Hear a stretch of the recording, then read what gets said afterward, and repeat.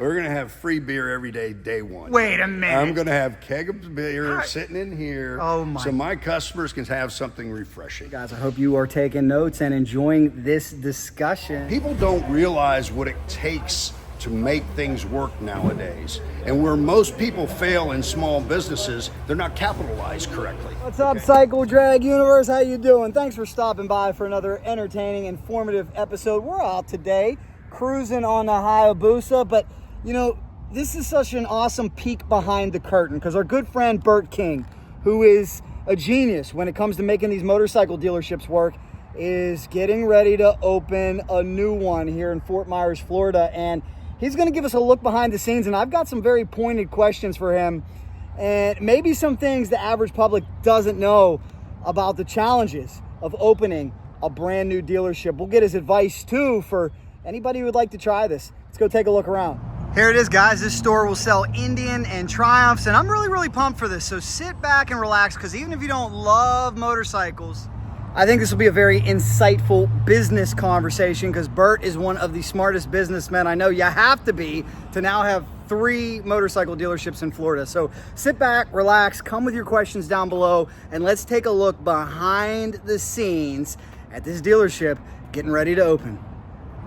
Come on, who wouldn't want to be in the motorcycle business? It is so close. Future home of Bert's Black Pearl. Hopefully we just go right in. Oh my goodness, ladies and gentlemen, look at this. Look at this, wow. This place is amazing. Now, wait a minute, there's a man I recognize. Is this the man from St. Petersburg, Port Charlotte, and now Fort Myers, a new dealership? Bert, congratulations. Black Pearl in the house, baby. And I thought you were already loaded to the max at capacity. I don't know how you do everything you do. How are you going to be able to handle another dealership? We're just getting started. What are you talking about, Jack? I'm from Texas, man. I love it. I love it. Amen. Well, we're going to take a look around, and I want to share your story a little bit too, because here's what I thought was cool. And thank you for this peek behind the scenes. Your dream was to open a motorcycle dealership when you were a young boy. A lot of people watching this might share that same dream, and I don't think people are aware of just how tough it is, or maybe some of the things that us, the common folk, don't know. So I would like you to please give me the top 5 things that people may not realize as we walk around this great place. The top 5 biggest challenges. And we can see right now, this is, let's make this clear, this one, unlike some of your other properties, this was already an established dealership that you're taking over, correct? That is. Okay, how long has it been dormant? It's been probably 3 months that it was completely bare. Wow. So this is a ground up exercise. Everything you see in here has been shipped just for this location specifically. And we have to assemble it, put it all together, and we have to make sure that it's in the right places. Matter of fact, one of the 5 items is the implementation, having an organized way of implementing a business that you may have never done before. You know, it's really important because there's so many things and nuances that are, every manufacturing or franchise is so different, okay, that you got to have an organization of how and where things you want them to go, because nobody's going to know. I mean, they don't just have a book, this is what you do. So implementation is really something, and the key to that implementation is people. You know? People's the key. So we have a unique foundation of people that we were able to take from our other dealerships to bring here, okay? And then along with some new hires to go along with that, the implementation's a little easier. Okay, so definitely this is your wheelhouse. You've been there, done that. A great advantage to have already done it. What would you say to somebody who's starting from scratch like you were way back when? Right. Well, the hardest thing, the hardest thing is the complexity of contracts. Make sure you get an attorney. Okay, you're gonna need an attorney that you trust, because you're not gonna understand all the complexities of all the legalities, from a local government to a county government to a state agency to the federal agencies, because you're going to be responsible for it. You technically have become a government agency, collection agency for all those counties and cities and municipalities, okay? And you've got and that complexity is so overwhelming. And I'm talking months of paperwork, okay? That is the number 2 thing that I would tell you is a real challenge that nobody understands. A lot of people think you just go get a permit and that's it. It's not. It's not. It's not like that. It's literally probably, I'd say somewhere around 10 to 15,000 pages of paperwork that you have to read. But more importantly, you got to be an attorney to understand them. Wow. Okay, so you need to make sure that you have somebody that interprets it the way you read it. It's so important. Very It really, good, very truly good. is. So implementation, legal. Let's go back here and take a look at some of your inventory already as Come you on. think of number 3, Come because on. I do have questions about, Hey. and the people coming out too. Shout out, guys. Good to see you. A little bit of A training. little grab ass right from the beginning. Come on now. now. Don't get sent to Okay? HR already. That's Don't right. get sent to HR. There, That's right. It's good you guys can laugh around here, right? When people are Absolutely. laughing on the job. See, people, implementation. Wow. This is it. This is it. Look at, you got gas caddies, you got motorcycles, you got skyjacks, you got lifts. Yes. You've got everything here that you need, but it's all in boxes, and where it's the implementation of that is something else. We've got to assemble all this stuff to get it out on display to sell it. Gotcha. And we don't make a penny until you sell something. That's what's got to be tough, is the upfront expenditure, I'm sure, to be able to. Let me ask you this too. Let me sneak in a question before you give us number 3. Inventory. How does it work? All these bikes you get, do you have to pay for Did them you read upfront? my notes? Because that's actually the third one is All right, inventory. perfect, I mean, perfect. Let's hear see, inventory. It actually leads into 3 and 4. Inventory is key. Okay. But number 4 is money. No one realizes how much money it takes. Ooh, Okay. these things aren't inexpensive, No. are they? I mean, No, well, you just kind of look at it this way, okay? Used motorcycles. Well, the business hasn't been buying and selling bikes, so you got to go buy your used bikes to have them in here. The new bikes you got to buy from the manufacturer, okay? If you don't have that set up and that process set up, okay, that means you have to pay for it in cash. You're talking millions. Wow. Millions of dollars. millions of dollars of inventory. That's right. Right out. And it's the insurability of those products, okay? Because you can't just buy one of these and not have any insurance on it. And something happens, and then your investment is gone. Your inventory is gone. Because this is where you have to really take care of the Bible, so to speak. Because the inventory is key. There's 3 ingredients in a business. It's people, inventory, and it's advertising. Those 3 ingredients are the most key ingredients that most people don't understand. And those are also the most valuable along with the people. So when you put all those 4 items together, it is so difficult for people to go in business today because they're not prepared for that. So I would tell you, get your skill sets on. Learn those keys before you do anything. Because if you don't, it will bite you in the butt. It truly will. That's great advice. But look at this inventory, man. Well, it is amazing, and that's so cool that you've got Triumph here, such a historic company, a company that's evolving too. I told you how I saw Ricky Carmichael at Daytona testing out their did tell me new that. Supercross bike, and look at some of the innovation here. Now, Bert, a little bit of a deviation from you though, because we know you as such a Harley guy. True. Does it feel good to embrace other manufacturers? Well, the way I look at it is the same way I talk to customers. It's simple with me. I don't care what you ride, just ride. Okay, that's the first thing. It's your money, you buy what you want to buy, okay? That's what I really truly believe in. Yeah, I'm a Harley guy, and I'm also an Indian guy, and I'm also a Triumph guy. Because these are the 3 most iconic brands in the world. They've been around forever. These are the oldest brands in the world. These are quality merchandise. And I can put my name on something that's quality. I That's the talked key. about how they're evolving and they just continue to put out new stuff. I mean, take a look at this. It seems like Triumph has a little bit of something for everybody. But if you don't have capital, do you go to investors? Do you go to the bank? What do you do? Well, if you don't have capital, don't do it. That's the first thing, because that's key. And yes, you do still need a bank. You still need a floor plan. You still need a line of credit. You still need those things, and you need the insurability behind it, because and that's more than just one topic. And when you talk about money, but people don't realize what it takes to make things work nowadays. And where most people fail in small businesses, they're not capitalized correctly. Okay, that means they try to go do something before they should. all right? So I would tell you, make sure you keep your powder dry. That's an old Texas saying that I've had forever. You put your money in the bank and you need it in the bank, and then you get a bank that you can leverage with, and that is your working capital. You keep this for in case something, you have a few bad months, you got to have cash in the bank. It is so important because the good months can make up for the bad months, but you got to be prepared to weather that storm. Not every month's a profitable month. If you're careful, you might get lucky once in a while. But I'm telling you, that money situation, no one understands the complexity of what it takes. It's a lot of money. It's not a little bit of money. You think food and gas and all that's expensive on a monthly basis, take that by about 25,000 times, and you might be able to get into a very small business. It's important.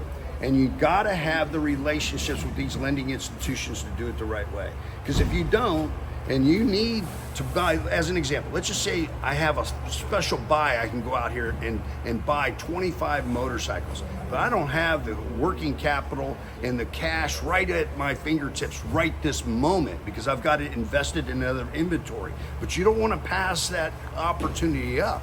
You got to have a line of credit at the bank to where you can execute that and go take advantage of that purchase because that's new customers. You cannot replace a customer. You can replace a piece of metal. That's true. Okay?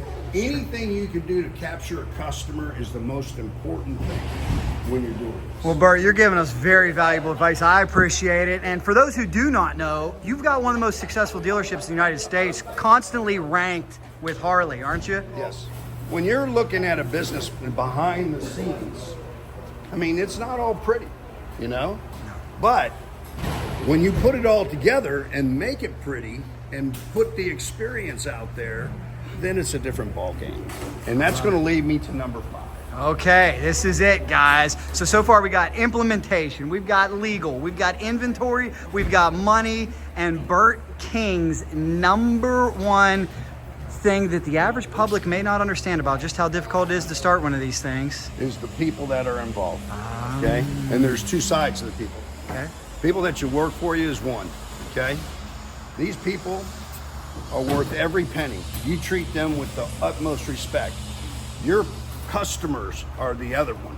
So you have to set up an experience for those customers to entertain that thing. But you can't do it if you have a bunch of grumpy employees. You can't, it doesn't work.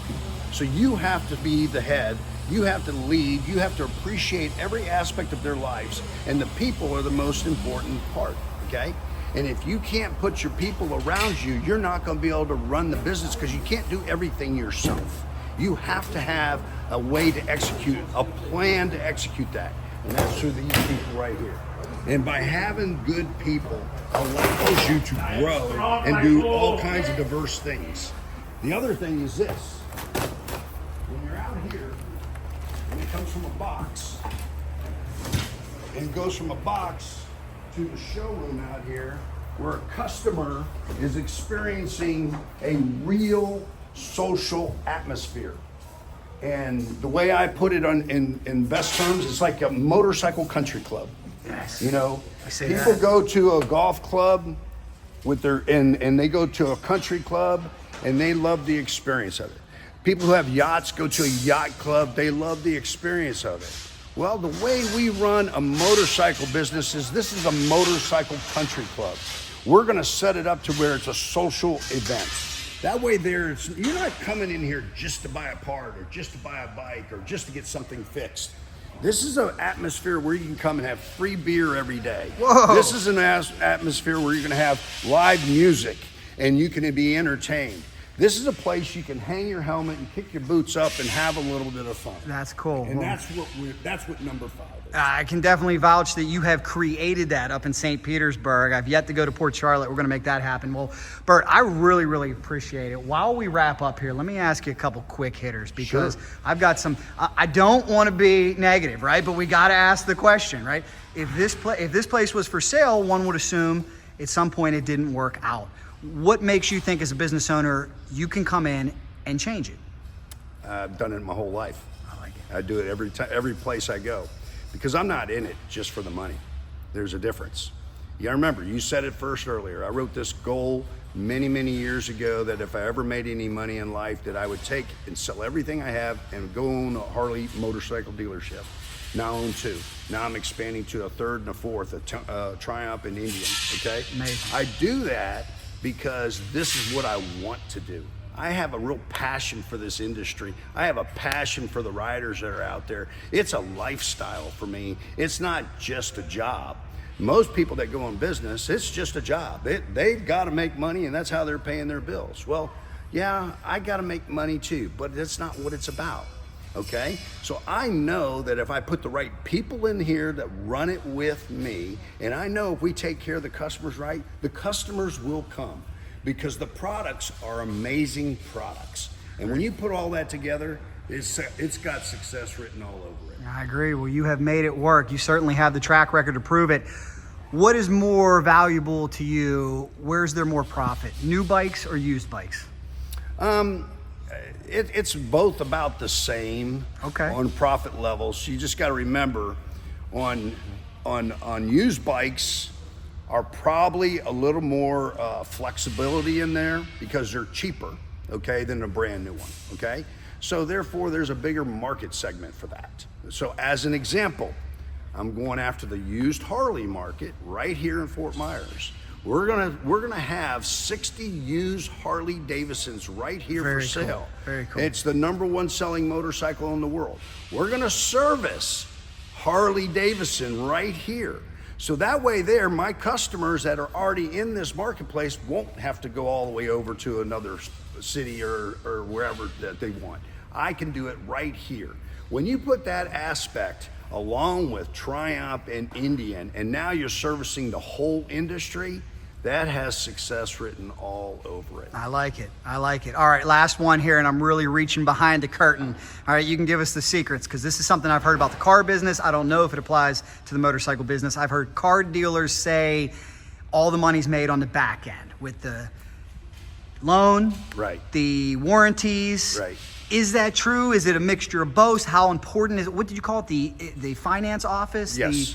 Excellent. Yes. Tell me a little bit about that and how vital that is. Well, first of all your financial products are regulated, okay? And when they're regulated, you got to sell them for whatever the price is that the state allows. So that's the first thing. So some of it is definitely got profit in it. There's no doubt. And there's no doubt that is a profit center. But one without the other, you'll never make it. You can't make it in one spot. Anybody that says they only make it in one spot, then that means they're doing something wrong. You got to make it on a little bit of everything. And then when you add them all up, then it's profitable. You got to make a little bit of money in service. You got to make a little money in parts. You got to make a little money in finance. You got to make a little money on selling the motorcycles, and you got to capture the hearts of the customers, okay? And you got to do it in a fashion where the customer understands what they're buying. And when you do that, then it's profitable. It's not just finance. Makes a lot of sense. It's all those streams of revenue coming Correct. together, right? Correct. Very, very cool. Because if you only make it, let's say in finance, and you don't make it on the bike, and you don't make it in parts, you don't make it, you're gonna fail. You have to have a little bit of everything. It's kind of like this, Jack. You like steak and baked potatoes? Yes, I do. Okay, well, have you ever noticed that they put parsley on that plate? And they got a baked potato, and usually have like a little carrot, and they probably have a little broccoli or something to go with it. Uh-huh. Well, that's the whole plate, right? Right. And you want to eat a little bit of everything. If you just had nothing but potatoes and steak, you get fat. You know, if you have a little bit of everything, it's a balance. It's the same way. And then don't forget, chew on that parsley once in a while. There you go. There you go. I said last one. Okay, here's my last one. Do the manufacturers ever help you out? Do they ever say, Bert, you've done such a great job. We want to send you some inventory. Bert, we want to send you a bike. We want to send you a bonus. Does Harley, Triumph, Indian, do these people help you out from time to time? They help you out a lot, okay? But they don't actually send you bonuses and things like that. They send everybody the same way. They got to treat us all equal. And I don't blame them. That's the way it should be. However, if you are selling more than the rest, you will get more than the rest. And when there's select vehicles that come out, well, let's just say there's a special model that there's only going to be so many of them made, well, you are going to get one in some other dealership that doesn't perform as may not. Now that does happen because it's a limited production. There's usually on those limited productions, there's more dealers than there are bikes. So you can't give everybody one. that's where that comes into play. And those specialty bikes are always great to have because that separates you from your competition. You have something that no one else has to offer. You're gonna capture a customer that's very unique, has got one of a kind, and they're gonna go out there and tell everybody they bought it from Bert's Black Pearl Indian Triumph, one of a kind bikes. And matter of fact, they're getting ready to come out with some of those. Well, guys, is this awesome or what? Like I said, drop your questions down below. I really want to thank Bert. What an awesome peek behind the curtain, answering all these great questions. Wow, we're already showing off the proud history of Triumph. Well, not many people realize 1902 Triumph was, it might be the oldest motorcycle. That's amazing. I think Harley and Indian are like 1903 or something like that. You know? Definitely ever. I think it's safe to say you're becoming a Triumph fan, right? I'm a big Triumph fan because of the quality of the product, you know? And it's you gotta remember, this product is nothing like a Harley product. They're not even in competition with each other because they're not even in the same class of motorcycles. So I'm a big Triumph fan. And when you start looking at the way they manufacture and the way they do things, you know, they manufacture almost 99% of the whole motorcycle themselves. That means they build the mold, they build the screws, they build the springs, they build all that themselves. And their quality of engineering is one of the best I've ever seen. And it's really nice to have that, to be able to represent it with my brand and my name, because I wouldn't want to just sell anything, you know. I'm in this thing to win it, but when you got quality like this, that just excites you, you know. And another thing is, look at the products that they're coming with. You know, I got a $5,000 brand new Triumph. I mean, I can't even remember what a $5,000 new bike looked like. It's refreshing in this day and age. Yes. It's refreshing. I mean, think about that. Everything's going up. It is refreshing. It's going to open the door to a lot of riders that maybe couldn't get a new bike otherwise. So yeah, I think it's a great opportunity.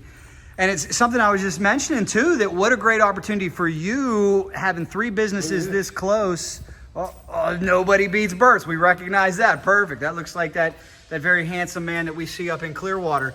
Bert's Black Pearl. I love it. So Bert, what you can do though is you can shuffle around bikes. I know when I had a small cup of coffee at a car dealership, they would say, if this thing didn't move in 30 days, they would have to take it somewhere. Take it to another store, take it to auction.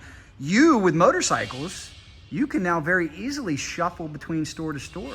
Well, the bonus to that is this. It's actually a bigger bonus for the consumer, and it helps me out a ton, because in Clearwater, St. Petersburg is a different market than Port Charlotte, and is a different market than Fort Myers.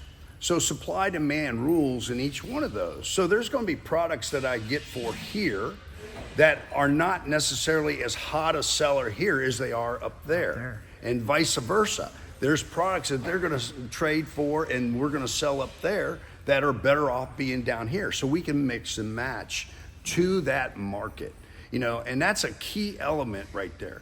And that's a unique one. And the best thing about it is we're not that far apart. No. I mean, from here to my store up north is only 2 hours. Yeah. And that's all the way up north. And maybe an hour and a half on a Busa. Yeah, well, or if you run into some traffic. Oh, there you go. Yeah, it could be. But from here to Port Charlotte, it's only 55 minutes to an hour. Okay. So they're basically an hour, 10 hour, and 20 minutes apart from each other. Well, that's a pretty good bike ride. Yeah, I would say so. That's a pretty good bike ride, and most people I know like to ride. So this gives us an opportunity. The other thing it's going to allow us to do is this.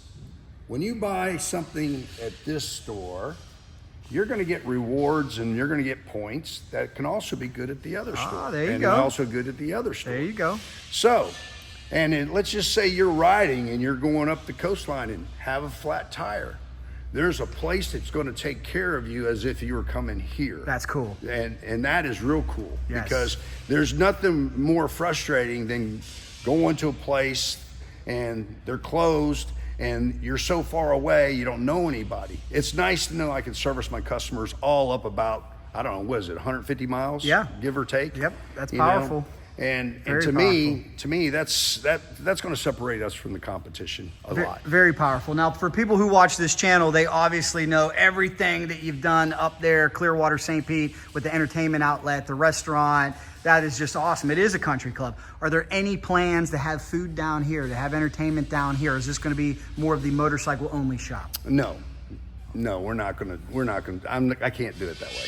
I just can't. All right, you're right. I know. I can't. That's a heck of an Okay. undertaking, right? All right. There's only so many We're Paul gonna too. we're gonna have free beer every day one. Wait a minute. I'm gonna have keg of beer Right. sitting in here, Oh, my. so my customers can have something refreshing. Okay. Wow. I'm gonna have the Twisted Fork food truck from Port Charlotte down here. Right. So we're gonna have that, and I'm gonna put some bands outside and some bands inside to cater to our customers. And we're going to start that right out of the gate. So, you know, it's just kind of part of my DNA.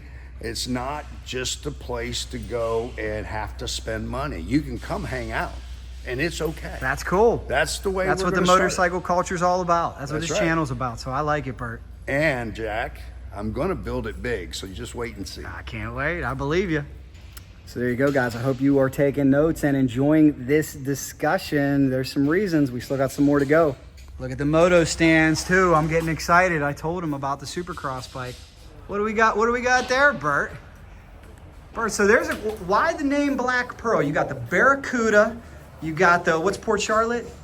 That is Black Widow. Black Widow. Right. And now Black Pearl. Well, we were trying to, first and foremost, we're trying to do something that is within our brand that's very similar.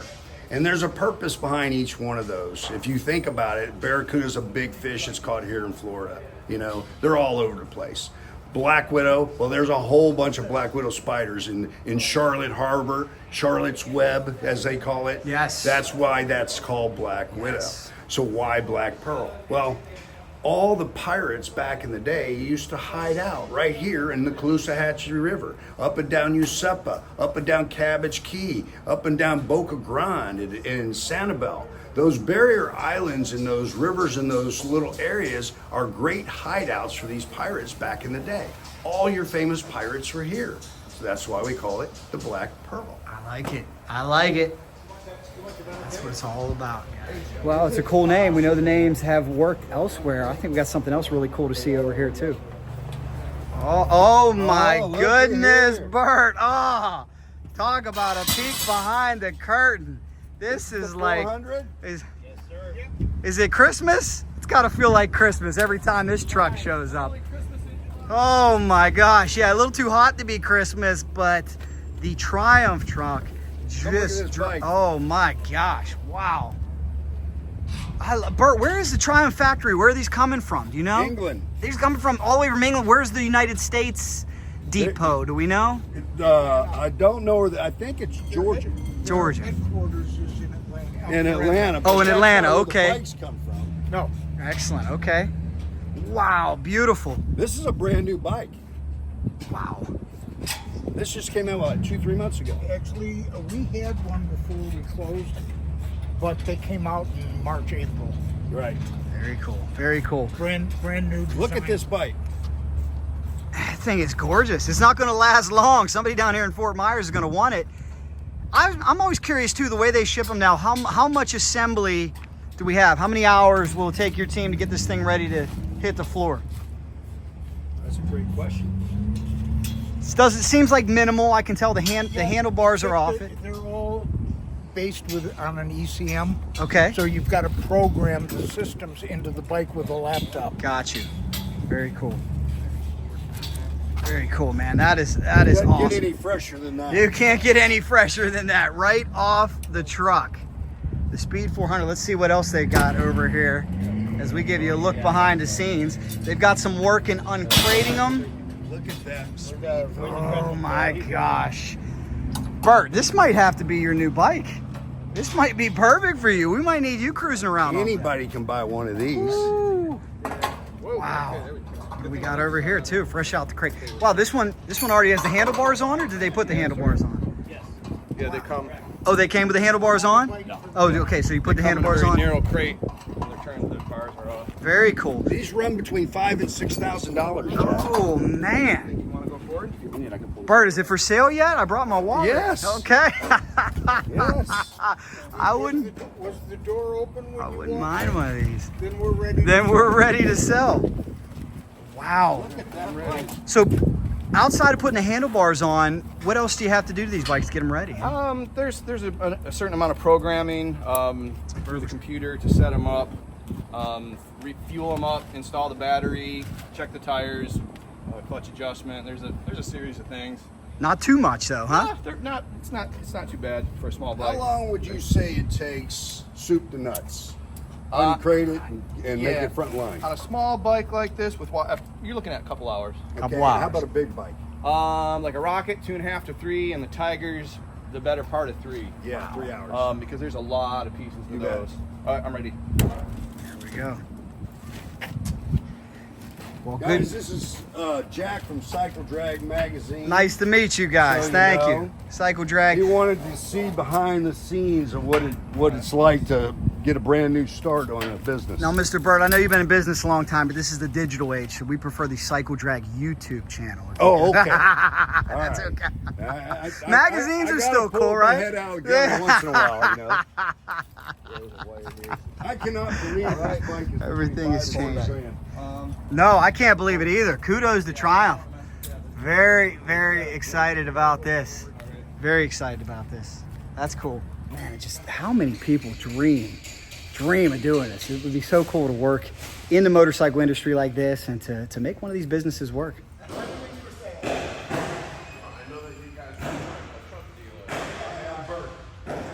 See, guys, that's what I'm talking about. People thought this place was open yet. It wasn't. They opened the door. Bert invited them in, and he's telling them all about the place. That's what it's all about. He certainly is practicing what he preaches, and it is. It's all about the people and how you treat them.